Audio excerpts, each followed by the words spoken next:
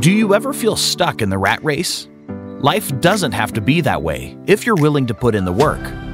In Bigger Vision, Chris Garrison helps you discover the keys to abundance, freedom, and personal growth that let you live the life of your dreams. And now, here's your host, Chris Garrison. Welcome, everybody. You've made it to the Bigger Vision podcast, and let's make a deal. That's the topic of today. I believe 100% that your financial literacy is going to determine how happy you are in your future. Your life is dependent upon it. And so many of us don't even understand what financial literacy is. You know, we go to school, we learn how to read, we learn how to write, we learn how to socialize and communicate with our classmates, we learn how to take directions and how to follow rules, but we do not learn how to be financially literate. And I believe that is why the majority of the world lives paycheck to paycheck or less than. And it's very sad. This is something that is not spoke about because we live in a world of currency. And our money is what we trade for goods and services.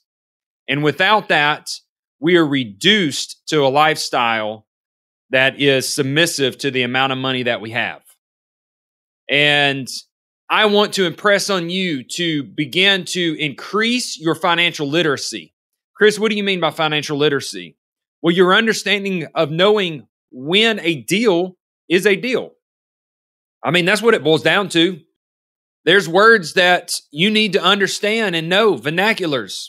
Words like cash on cash return, like cap rate, capitalization rate, interest rate, points, a blended interest rate. What is interest-only payments? What is cash flow?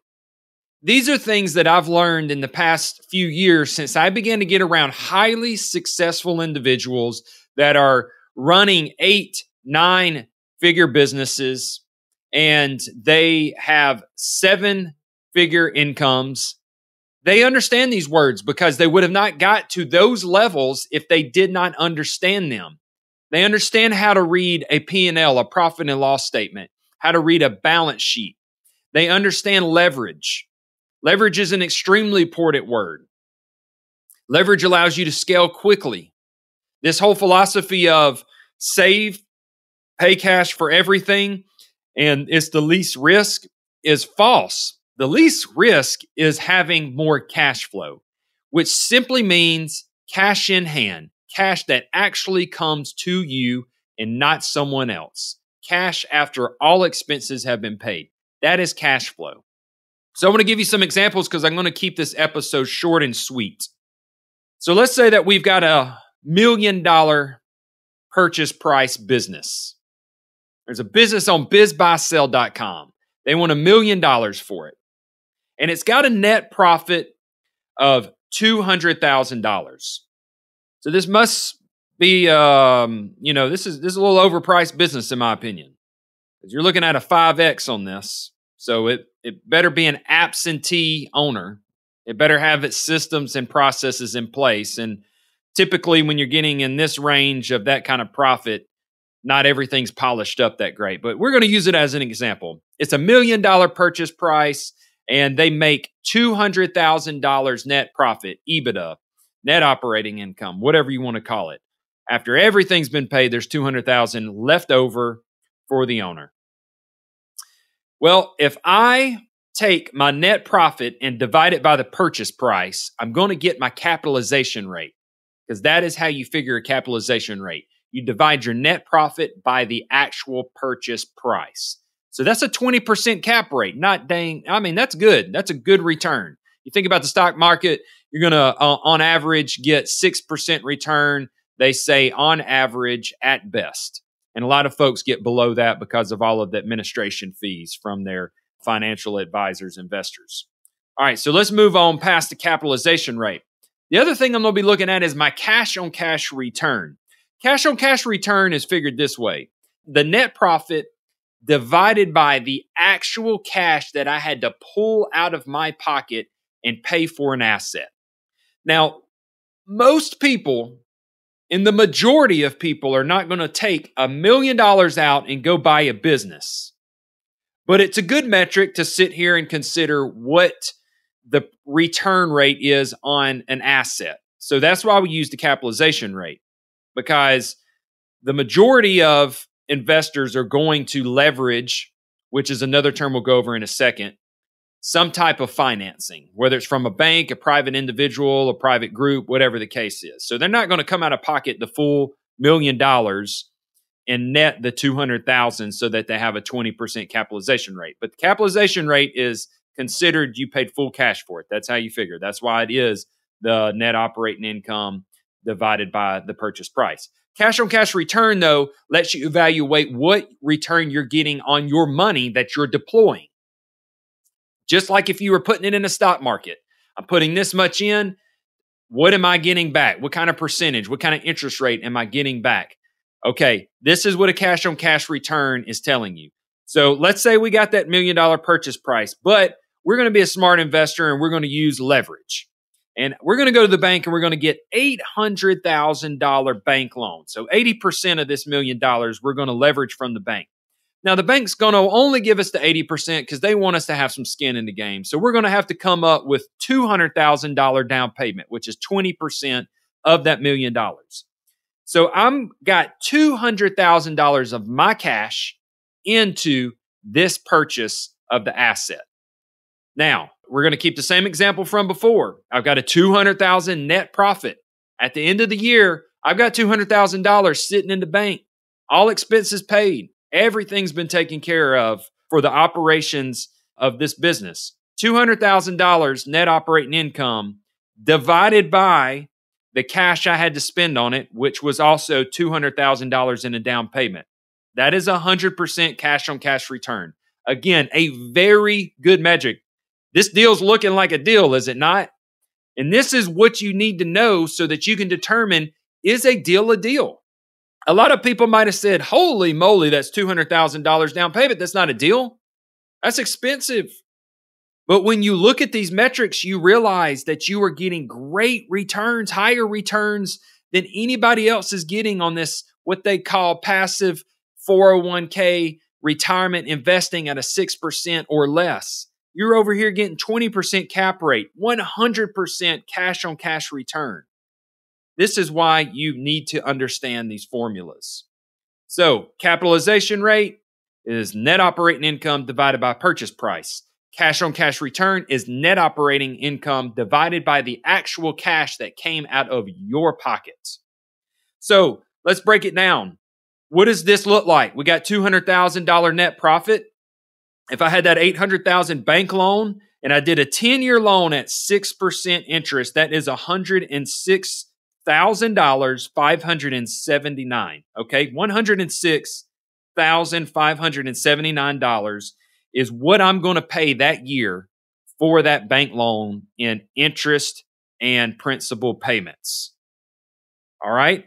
Now, where am I going to get my $200,000? I don't want to have to come out of $200,000 in my bank account. So I am going to go and raise private funds. Now, this can be the seller loans me that $200,000 for the down payment, called a seller carryback. This could be that I have a friend, a family member, or a few of them that says, Chris, I'll loan you the $200,000, or I'll loan you $50,000, and I got 3 other friends saying they'll loan me $50,000 to equal $200,000. I'm finding the money somewhere else. Don't forget, your seller probably has money if they've been operating a business that's producing $200,000 net profit. They will probably finance this. Don't count that out. So I'm going to go to my seller and I'm going to say, Mr. Garrison, you got a fantastic business. I'm interested in it, but I'm not going to pay full cash. I can go to the bank and get 80%. They're going to want 20% down. That's $200,000. Here's what I want to do. I want to give you an opportunity to make money without having to trade your time for it anymore in this business. I want to keep some residual money from this business coming to you. So why don't you loan me the $200,000 for my down payment so that we can make this deal? I've already told you my track record. You know where we're going to take this company. You know that it's going to be successful. It's a great business thesis. And I am willing to give you payments of whatever. So $8,000 a year for 4 years, and then I'll give you a balloon payment of $200,000 at the end of the 4 years. That'll give you a chance to try to figure out where you're going to put this money. And it'll also give you a chance to try to figure out some tax shelter situation, because Uncle Sam's going to take half this if you get all of this money up front. You get the full $1 million up front, he is going to take half. All right. So let's really think about this. Talk to your CPA. You're going to pitch something like that. This is how the sellers, it makes sense. What's he going to do with $1 million? Does he have a plan to go put that, or is that going to sit in the bank and inflation eat it up? Our inflation is insane right now. It's going to reduce the buying power of that $1 million. So why would he not leave it with you and try to offset some inflation by receiving maybe a 4% interest rate at 4 years, and he's getting that eight interest only payment of $8,000 and a balloon payment of $200,000 4 years later. Now he's had a chance to kind of figure out what he's doing with $800,000 and what he's going to be doing with $400,000. So let's put the math behind this real quick. I got $106,000 roughly bank loan payment. I've got $8,000 a year that I've got to pay to my seller or my private money lenders at a 4% interest rate. Interest only payment. This is no principal being paid now. So it's interest only on this $200,000. So $106,579 plus the $8,000 from my private money. That's $114,000 roughly in what I am going to be taking out of that $200,000. That is leaving me with $86,000 in profit, and my business was paid for by the cash flow from the business. Are y'all getting this? I just got $1 million business, no cash out of my pocket. I took a bank loan on 80%. I took 20% from the seller or some friends and family or other people that's been watching me and believed that I was going to be successful and wanted a return of 4% on their money. And the business paid those loans. I did not have to pay those loans, and I still walked away with $86,000 of profit to play with. Now, 4 years from now, I've got a balloon payment I've got to make due. So I'm going to have to sit here and in the next 4 years, take some of that 86 and set to the side so I can make this 200,000. But guys and gals, I'm not going to keep this business at a 200,000 net profit. I don't buy a business for it to stay the same. I buy it to influx a value add. I'm going to add value to it so that it increases the net profits. So I'm hoping in 4 years, this 200,000 is going to be more like 600,000 or more in net profits. Now, if that is the case, and we take the scenario of how he evaluated this $1 million purchase price, if I take that 600,000 and I multiply it by 5, 6 times 5 is 30. That is $3 million. I've got a $3 million asset. I just put $2 million to my net worth. Plus, I've got 600,000 in net profits coming in. This is how you figure out if you've got a deal or not. This is why you need to be financially literate. And how do you get financially literate? You plug into highly successful people. And the best way to plug into it is to find content on YouTube, on social media, on Facebook groups. You can see who is legit because you can see who is commenting and validating them in their circle. Don't look at the Ferraris and the Lamborghinis and the Rolls Royces. Make sure they get validated by others. And then you can be assured that you're following someone that is actually practicing what they preach. And then you pay to get into a mastermind. You can get into a mastermind like what me and Kevin Marin have going on with Blue Collar Millionaire. We got a Blue Collar Millionaire Facebook group where it's a free value where we post. We also interview other highly successful individuals.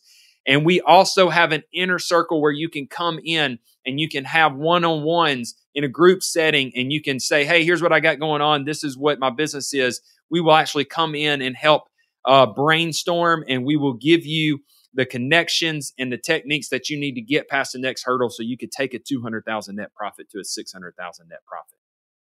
Cash flow is the game. Leverage allows you more cash flow. This is why I put bank debt on stuff. This is why I put private money backing bank debt on stuff, because as long as I've got enough cash coming in, I can make my payments. You don't want to over leverage, but leverage is your best friend. And the more you understand finance, the more you'll understand how to leverage correctly. So why do I love business like this right here? Because it creates cash flow. And then what do I take to this cash flow? I take this cash flow and I stick it into assets like real estate that are tax sheltered. I get tax benefits from it. I've got debt paid down because a tenant is living in it and making my payment through their rent. So they pay $1,000 rent, and then roughly $600 of that or $500 of that is going to go towards the bank. And then I've got another $400 to help me maintain it, to keep repairs up, to keep maintenance up. And then also there's cash flow that comes out of that. So I probably got about a $200 cash flow out of that. And now that $200, if I multiply that over and over and over again, fantastic. I'm building my net worth because of the debt pay down. I've got cash flow added, and I'm also getting tax benefits. Because if I can make myself a full-time real estate investor by spending so many hours, it allows me to take that passive depreciation and put it on top of my earned income, which is what I would be making in my businesses. Financial literacy. Get cash flow. Take the cash flow. Invest it into tax-sheltered assets like real estate. Rinse and repeat. This is why all of the laws are surrounded around business and real estate. Business provides jobs and stimulates the economy. Real estate provides housing so that people are sheltered. These are the two pillars of our nation, of the economy.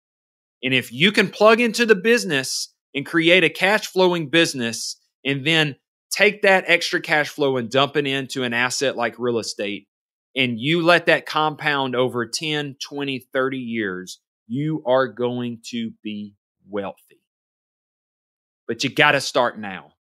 You have to start now. Look at Blue Collar Millionaire Facebook group. Great group to plug into right now. And then look and see what those people in that group are listening to and plug into those. You've got podcasts. You've got YouTube videos. You've got Facebook groups. You've got all of this right at your fingertips so that you can educate yourself and become financially literate. Until next time, I want you guys to live in success, and let's grow our financial literacy together.